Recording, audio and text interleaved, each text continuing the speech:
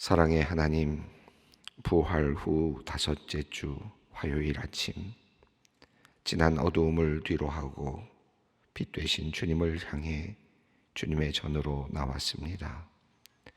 부활 후 예수님께서는 절망과 슬픔 가운데 있는 제자들을 찾으시고, 너희는 예루살렘을 떠나지 말고 내게서 들은 바 아버지께서 약속하신 것을 기다리라 말씀하심으로 성령님을 사모하게 하셨습니다. 주님, 우리도 우리 모두의 절망과 슬픔의 자리에서 일어나게 하여 주시옵소서. 또한 약속하신 그 성령님을 사모하게 하여 주시옵소서. 반드시 얻게 될, 거절되지 아니할 성령님을 사모케 하여 주시옵소서. 성령님, 우리 소망의 성도들 모두에게 충만히 임재하여 주셔서 또한 믿음으로 간구하게 하시고, 간구를 통하여 용서와 사랑이 우리의 가정과 공동체 가운데, 나라와 민족 가운데, 차별과 갈등 가운데, 분열과 전쟁 가운데 흘러넘치게 하여 주시기를 기도합니다. 우리 모두가 성령의 사람들이 되어 주님의 생명의 그 아름다움을 흘려보내는 소망의 귀한 주님의 백성들 되게 하여 주시옵소서. 사랑의 하나님, 우리 모두가 오늘에 이르기까지 사랑으로 헌신하신 많은 스승님들이 계셨음을 기억합니다. 그 사랑과 헌신에 부끄럽지 않은 삶을 살게 하시고, 우리 또한 누군가에게 사랑을 흘려보내는 삶을 살게 하여 주시옵소서. 소망교회 모든 교사 선생님들을 위해 기도합니다.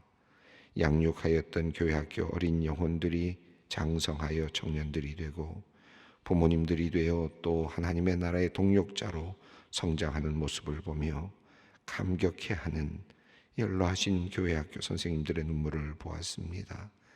주님, 소망교회 모든 어린 영혼들이 그리스도의 장성한 분량까지 자라나는데 우리 교사 선생님들이 힘을 쏟게 하시어 주시옵소서. 그리하여 그것이 모든 사람들에게 큰 위로가 되게 하여 주시고, 교회의 덕이 되게 하여 주시며 하나님께 영광이 되게 하여 주시옵소서. 오늘도 수고하시는 모든 교회학교 교사 선생님들을 위로하여 주시고 축복하여 주시옵소서. 사랑의 하나님, 교회의 일꾼을 뽑는 기간입니다. 교회에 맡겨주신 사명을 감당하기 위하여 주님은 여전히 일꾼을 부르시고 계심을 우리가 고백합니다. 하나님, 우리 소망교회에 하나님의 뜻과 마음에 합한 일꾼을 보내어 주시기를 기도드립니다. 마음과 생각을 하시는 하나님께서 가장 적합한 종을 세워 주시옵소서. 하나님, 불타는 떨기나무처럼 소진되거나 지치지 않는, 오직 하나님께서 주시는 그 열정으로 하나님의 때를 기다리며 주님과 동역하는 일꾼들이 세워지기를 원합니다. 모세에게 내 신을 벗으라 말씀하셨듯이 지나온 길에서 벗어나 새 길로 접어드는 충성된 일꾼들을 세워 주시옵소서. 모든 성도들도 함께 기도하오니 우리의 손을 통하여 세우지오나 하나님의 뜻이 온전히 이루어지게 하여 주시옵소서. 주님, 데살로니가 말씀을 나누고 있습니다. 전해진 서신을 통해 핍박받고 있는 데살로니가 교회에 위로와 격려의 말씀을 주신 주님, 오늘날의 상황이 초대교회의 박해 상황과 비교할 수 없을 만큼 안정이 되어 있긴 하지만 우리 주위에서는 하나님을 향한 반감과 그리스도에 대한, 또한 그리스도인에 대한 차별이나 박해가 여전히 이루어지고 있음을 보게 됩니다. 하나님, 부족한 종들을 긍휼히 여기사 주님의 자녀들을 보호하여 주시고 지켜 주시옵소서. 복음으로 인하여 박해받는 이들을 주님께서 살펴보아 주시기를 기도합니다. 성령님 주시는 위로를 받고 세상을 치유하고 섬기는 우리 모두가 되게 하여 주시옵소서. 오늘 두려움과 염려 가운데 하루를 시작하는 성도님들을 주님 품어주시고, 상처와 슬픔 가운데 있는 사람들을 위로하여 주시기를 기도합니다. 오늘도 병상에서 하루를 시작하는 소망의 성도들을 기억하여 주시고 어려움 가운데도 섬세한 주님의 도우심을 경험하는 하루가 되게 하여 주시옵소서.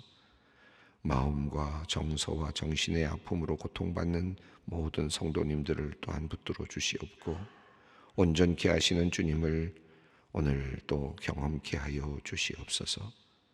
해외에 나가 있는 자녀들을 기억하여 주시고 그들의 학업 가운데, 그들의 사업 가운데, 그들의 업무 가운데 다니엘과 친구들에게 주신 동일한 은혜를 주시어 그들이 파송받은 그 땅에서 또 다른 축복의 통로가 되게 하여 주시옵소서. 어제 어깨 회전 근개 파열 수술을 오늘 받게 되는 권사님이 있습니다. 하나님, 그의 연약한 부분을 주님께서 안수하여 주시고 모든 수술의 과정을 주님께서 지켜 주시옵소서. 건강한 모습으로 돌아오게 하시고 또다시 하나님께 충성하며 봉사할 수 있는 기회를 얻도록 주께서 인도하여 주시옵소서. 위하여 기도하는 모든 분들에게도 하나님께서 은혜를 베풀어 주시기를 원합니다. 하나님, 4주 동안 4주가 넘게 폐렴으로 인하여 참으로 어려운 상황 속에 있었던 우리 남편을 위하여 기도하시는 우리 권사님이 있습니다. 하나님, 이제 일반 병동으로 옮겨졌지만 하나님 여전히 호흡이 가쁜 상태입니다. 하나님, 고령으로 인하여 여러 가지 회복의 어려움이 있습니다. 하나님께서 지켜주시고 호흡을 주장하여 주시며 거뜬히 나을 수 있도록 주께서 치료하여 주시옵소서. 속히 나음을 받아 주님 앞에서 기쁨으로 또한 예배하며 가족들과 더불어 기쁨의 시간들을 보낼 수 있는 은혜를 베풀어 주시옵소서. 하나님, 소망교회 젊은 청년들을 위해 기도합니다. 무신론의 사상이 그 어느 때보다 위력을 발휘하는 시대에 주님께 희망을 두고 인생을 설계하고 있는 우리 청년들을 주님 기쁘게 보아 주시옵소서. 주님께서 이들의 인생을 이제부터 영원까지 바른 길로 인도하여 주시기를 간구합니다. 하나님께서 허락하신 생명을 헛되이 사용하지 않게 하시고 주신 달란트 남용하지 않게 하시며 게으름으로 주신 기회를 놓치는 일도 없게 하여 주시옵소서. 날마다 젊음의 시간을 기뻐하며 하나님께 영광을 돌리며 살아가는 우리 청년들 되게 하여 주시옵소서. 주님께 기도하는 기도를 들어주시고 이들의 고민과 걱정을 주님 해결하여 주시고 긴 인생길의 동반자로 인도자로 함께하여 주시옵소서. 이제 말씀 가운데 나아갑니다. 오늘 말씀 하루 붙잡고 살아갈 그 말씀 주시고 말씀대로 살아가는 우리 모두 되게 하여 주시옵소서. 감사드리옵고 우리 주 예수 그리스도의 이름으로 기도 올리옵나이다. 아멘. 오늘 주시는 말씀은 데살로니가 전서 2장 13절로 20절까지 말씀입니다. 데살로니가 전서 2장 13절로 20절까지 말씀을 함께 봉독하겠습니다. 이러므로 우리가 하나님께 끊임없이 감사함은 너희가 우리에게 들은 바 하나님의 말씀을 받을 때에 사람의 말로 받지 아니하고 하나님의 말씀으로 받음이니 진실로 그러하도다. 이 말씀이 또한 너희 믿는 자 가운데서 역사하느니라. 형제들아, 너희가 그리스도 예수 안에서 유대에 있는 하나님의 교회들을 본받는 자 되었으니 그들이 유대인들에게 고난을 받음과 같이 너희도 너희 동족에게 동일한 고난을 받았느니라. 유대인은 주 예수와 선지자들을 죽이고 우리를 쫓아내고 하나님을 기쁘게 하지 아니하고 모든 사람에게 대적이 되어 우리가 이방인에게 말하여 구원받게 함을 그들이 금하여 자기 죄를 항상 채우매 노하심이 끝까지 그들에게 임하였느니라. 형제들아, 우리가 잠시 너희를 떠난 것은 얼굴이요 마음은 아니니 너희 얼굴 보기를 열정으로 더욱 힘썼노라. 그러므로 나 바울은 한 번, 두 번 너희에게 가고자 하였으나 사탄이 우리를 막았도다. 우리의 소망이나 기쁨이나 자랑의 면류관이 무엇이냐? 그가 강림하실 때 우리 주 예수 앞에 너희가 아니냐? 너희는 우리의 영광이요 기쁨이니라. 아멘. 데살로니가 전서 2장 지금 13절 부분을 읽었습니다. 데살로니가는 바울과 실로아노 그리고 디모데가 인사한다라는 말로 시작이 되었고요. 또 바울은 그들의 데살로니가 교회의 믿음의 사역과 사랑의 수고와 소망의 인내를 기억하고 있다라고 그렇게 인사를 했습니다. 그리고 또 주님과 또 너희가 우리를 본받는 자가 되었다라고 기뻐하면서 인사를 나누었습니다. 그리고 그 데살로니가 교회의 모습이 모든 사람들에게 본이 되었다라고 칭찬을 했죠. 그리고 이 소문이 모든 아가야 지방에까지 마게도니아까지 이르렀다라고 그렇게 칭찬을 하였습니다.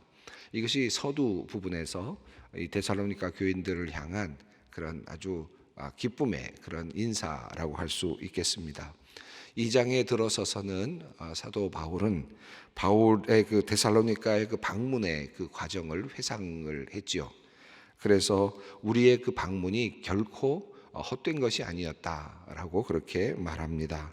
그리고 빌립보 교회에서 고난을 당하고 또 이어서 도망가듯이 데살로니가에 가서 우리가 복음을 전하게 되었는데 그것이 헛된 것이 아니었다라고 그렇게 말합니다. 그러면서 그는 당시 아마도 고린도 이 데살로니가 교회에서 박해를 받고 있었고 또 여러 가지 어려움을 겪고 있었던 데살로니가 교인들을 위로하듯이 또 그 안에서 바울에 대한 또 사도들에 대한 다녀간 사도들에 대한 오해를 풀듯이 그렇게 몇 가지를 변호했습니다.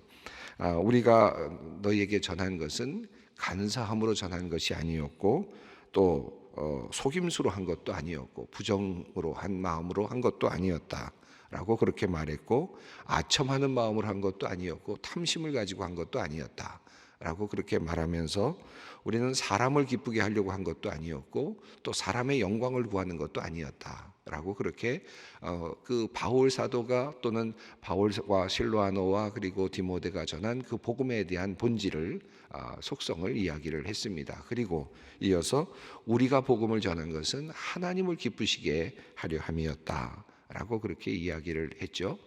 하나님을 기쁘시게 하려고 하는 의도를 가지고 우리가 데살로니가에서 복음을 전한 것이었는데 그것이 비록 약간의 오해는 있는 것 같고 또 바울을 향한 또는 그 바울과 실로아노와 디모데를 향한 비난이나 또는 또 다른 어떤 여러 가지 어떤 모의라 그럴까요? 어떤 그런 이야기가 있는 것을 그가 지금 알고 있는 듯합니다만은 그럼에도 불구하고 자기 자신을 변호하면서 우리의 그 데살로니가의 방문은 결코 헛되지 않았다. 복음이 전파되었고 그리고 복음은 잘 전달되어서 너희가 그 사람들에게 그 지역 사람들에게 본이 될 만큼 이제 그 예수를 본으로 삼고 또 본이 될 만큼 그렇게 그리스도인으로 성장했다라고 하는 사실을 이야기했습니다. 이렇게 이야기를 하면서 이제 어머니의 비유 그리고 또 아버지의 비유, 유모의 비유가 나왔고 아버지의 비유가 나왔죠. 내가 너희를 어떻게 키웠는가 순수한 마음으로 유모가 키우듯이 그리고 아버지가 키우듯이 그렇게 너희를 그렇게 권면했고 그리고 또 위로했고 그리고 경계했다라고 그렇게 이야기를 했습니다. 자, 그리고 나서 이제 13장으로 넘어오면서 이제 오늘 본문 말씀인데요. 이어지는 또 내용입니다. 13절 말씀을 함께 읽겠습니다. 이러므로 우리가 하나님께 끊임없이 감사함은 너희가 우리에게 들은 바 하나님의 말씀을 받을 때에 사람의 말로 받지 아니하고 하나님의 말씀으로 받음이니 진실로 그러하도다. 이 말씀이 또한 너희 믿는 자 가운데서 역사하느니라. 바울은 우리가 복음을 전할 때에 사람을 기쁘시게 하려고 한 것이 아니었고 그리고 또 사람에게 영광을 얻기 위해서 한 것이 아니었고 하나님을 기쁘시게 하기 위해서 복음을 전하였다라고 그렇게 말했죠. 이것은 전하는 사람의 입장에서 이야기를 한 것입니다. 자, 그런데 이제는 이 13절에서는 받는 사람의 입장에서 이야기를 하고 있습니다. 전하는 사람이 어떤 의도를 전했든지 간에 받는 사람이 어떻게 받느냐가 더 중요할 것입니다. 이것을 어떤 말로 받느냐, 어떤 태도로 받느냐가 중요한데 이 데살로니가 교회에 칭찬할 만한 일은 어떤 것이냐 하면 그들이 그 사도들이 전한 말씀을 하나님의 말씀으로 받았다는 것입니다. 사람의 말로 받지 않았다. 그리고 하나님의 말로 받았다. 이것이 이 바울과 같은 말씀을 전한 사도들에게는 너무나도 큰 기쁨이고 또 하나님께 감사한 일이 아닐 수 없다라는 것이죠.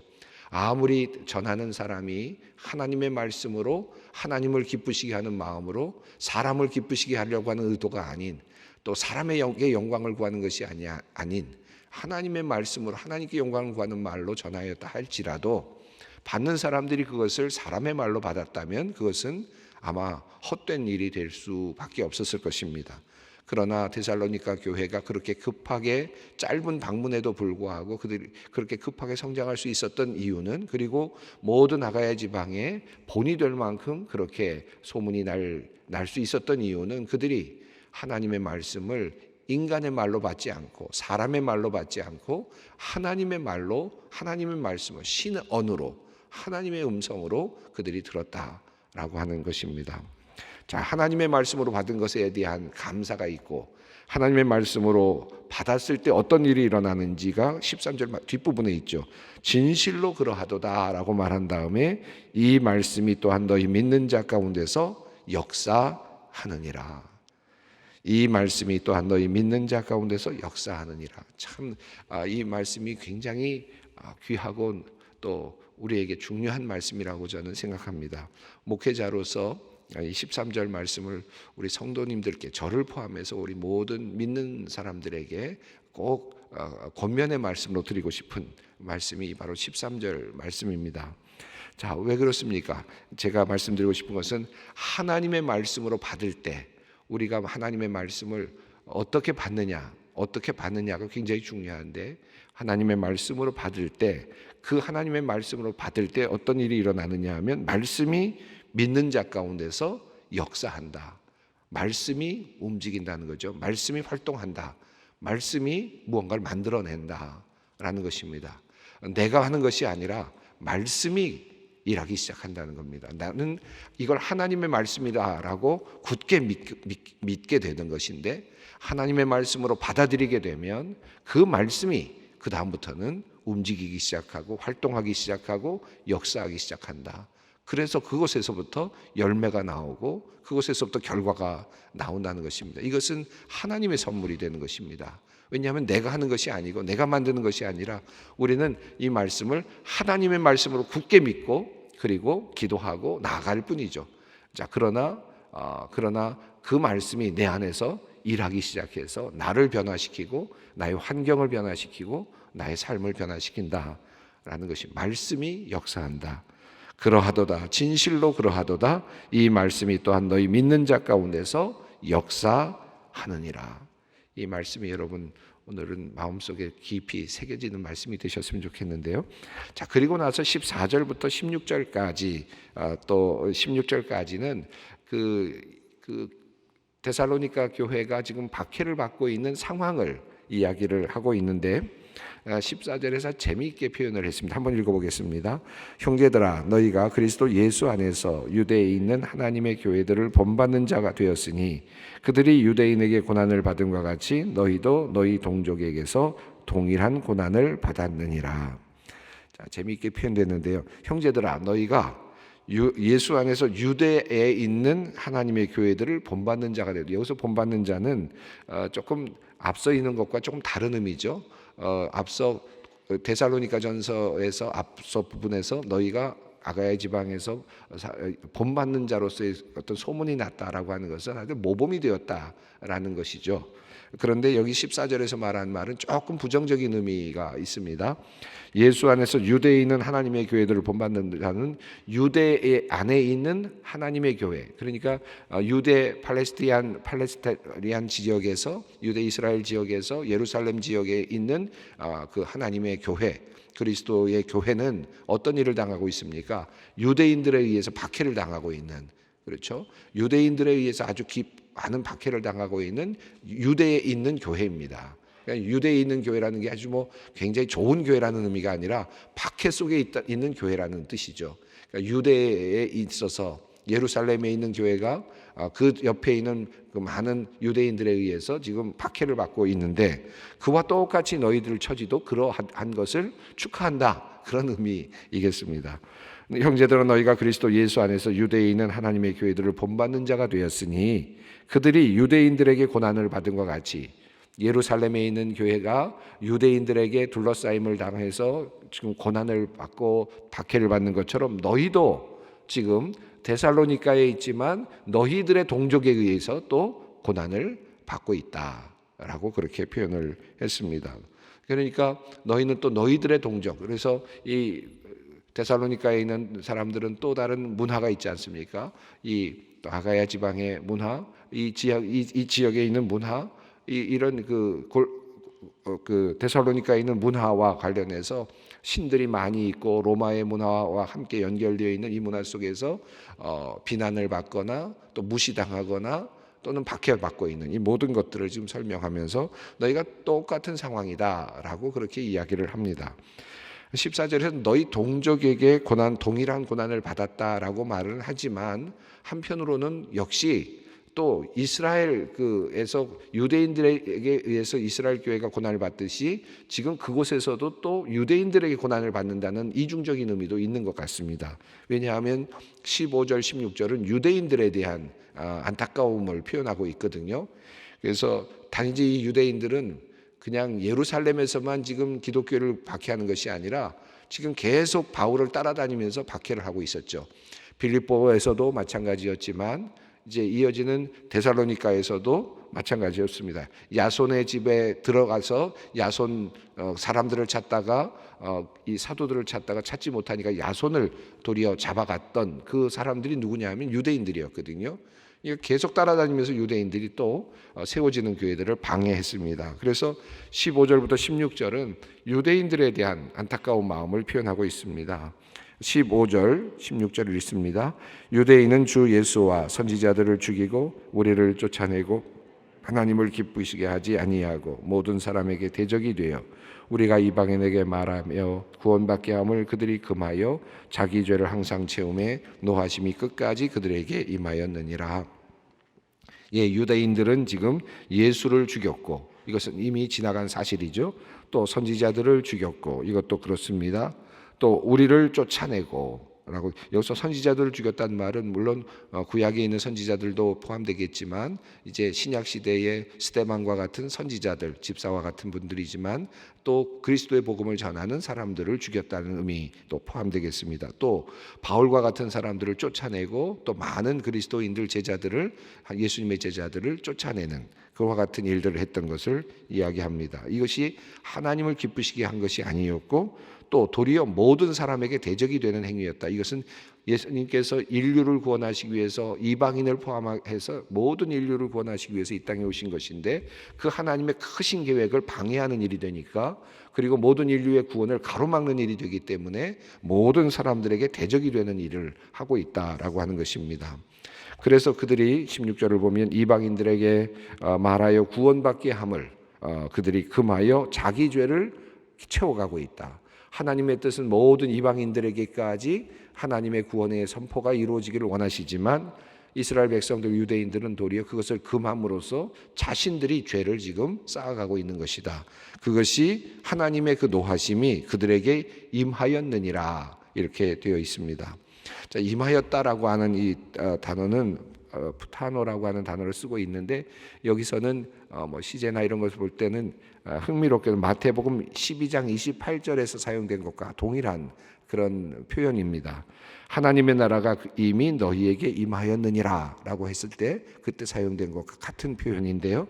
여기서 임하였다라고 하는 표현은 왔다라고 하는 이미 도착했다라는 의미이면서 동시에 또 그것이 사람에게 도착이 어떤 그곳에 있는 사람들에게 영향을 미쳤는지 안 미쳤는지 또는 그것을 받아들였는지 안 받아들였는지는 그것은 정확하게 또 미결 상태로 남아있는 그런 상태를 의미합니다. 그러니까 와 있는데 그것이 영향을 미쳤을 수도 있고 아직 미치지 않는 경우도 있습니다. 복음이 우리에게 전달됐지만 복음을 받아들인 사람도 있고 복음을 받아들이지 않은 사람도 있죠. 그런 상태. 그래서 지금 하나님의 진노가 지금 바로 위에까지 와 있는데 그런데 그 진노가 임한 경우도 있고 임하지 않은 경우도 있는 이런 상태를 표현하고 있습니다. 어쨌든 지금 유다인들에게 하나님의 진노가 지금 바로 코앞에까지 와 있고 이미 도착해 있는데 그것이 지금 그들에게 지금 쏟아내려지지 않았을 뿐이고 그러나 이미 와 있는 것과 같은 그런 상태를 지금 사도 바울은 이야기하고 있습니다. 자, 그리고 나서 17절부터는 이제 아마도 데살로니가 교회 교인들이 바울이 우리를 놓고 그냥 도망갔다 또는 이제 더 이상 오지 않는다라고 하는 그런 또 다른 비난에 대한 자신의 어떤 변호를 이야기하는 것 같습니다. 내가 열심히 너희들을 만나기를 원했고 그리고 찾았지만 한 번, 두 번, 여러 번 가기를 원했지만 그것이 이루어지지 않았다라고 하는 그런 이야기입니다. 17절, 18절이 있습니다. 형제들아, 우리가 잠시 너희를 떠난 것은 얼굴이요 마음은 아니니 너희 얼굴 보기를 열정으로 더욱 힘썼노라. 그러므로 나 바울은 한 번, 두 번 너희에게 가고자 하였으나 사탄이 우리를 막았도다. 어떤 이유인지 모르지만 바울은 이것은 나의 의도가 아니었고 하나님보다는 도리어 사탄이 막은 것 같다, 이렇게 표현을 했습니다. 가고자 하는 의지가 있었지만 여건이 되지 않았다는 표현을 확실하게 하고 있습니다. 그러나 너희는 우리의 기쁨이고 우리의 자랑이다 라고 그렇게 이야기하면서 이 데살로니가 교회 교인들을 향한 따뜻한 마음과 사랑의 마음을 전하고 있습니다. 마지막으로 19절 20절을 읽겠습니다. 우리의 소망이나 기쁨이나 자랑의 면류관이 무엇이냐? 그가 강림하실 때 우리 주 예수 앞에 너희가 아니냐? 너희는 우리의 영광이요 기쁨이니라. 제가 13절 말씀을 함께 조금 더 깊이 묵상하자고 말씀을 드렸는데, 말씀이 또한 너희 믿는 자 가운데서 역사하시느니라 라는 이 말씀을 붙잡고 기도하자고 말씀드렸는데요. 19절 20절도 여러분 함께 그 기도의 제목으로 함께 올려놓을 만합니다. 여러분, 여기서 바울은 자기가 전한 복음을 전한 사람들이 바로 주님께서 강림하실 때 나의 면류관이고 나의 기쁨이 된다라고 그렇게 이야기를 하고 있습니다.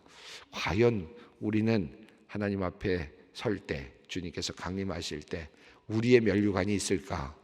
나의 선행이 아니고 지금 바울은 내가 복음을 전해서 그들이 지금 자라나서 이제 또 다른 기쁨이 되고 있는 모습이 나의 면류관이다 라고 그렇게 이야기를 하고 있습니다. 과연 나는 정말 나의 면류관이 있는가? 내가 복음을 전하여서 정말 길러내고 또 세워간 그런 또 다른 그리스도인들, 또 다른 그런 아들과 딸들과 영적인 아들과 딸들과 같은 그런 사람들이 있는가 한번 또다시 돌아볼 수 있었으면 좋겠습니다. 이제 다 함께 기도의 자리로 나아가겠습니다. 하늘에 계신 우리 아버지, 아버지의 이름을 거룩하게 하시며 아버지의 나라가 오게 하시며 아버지의 뜻이 하늘에서와 같이 땅에서도 이루어지게 하소서. 오늘 우리에게 일용할 양식을 주시고 우리가 우리에게 잘못한 사람을 용서하여 준 것 같이 우리 죄를 용서하여 주시고 우리를 시험에 빠지지 않게 하시고 악에서 구하소서. 나라와 권능과 영광이 영원히 아버지의 것입니다. 아멘.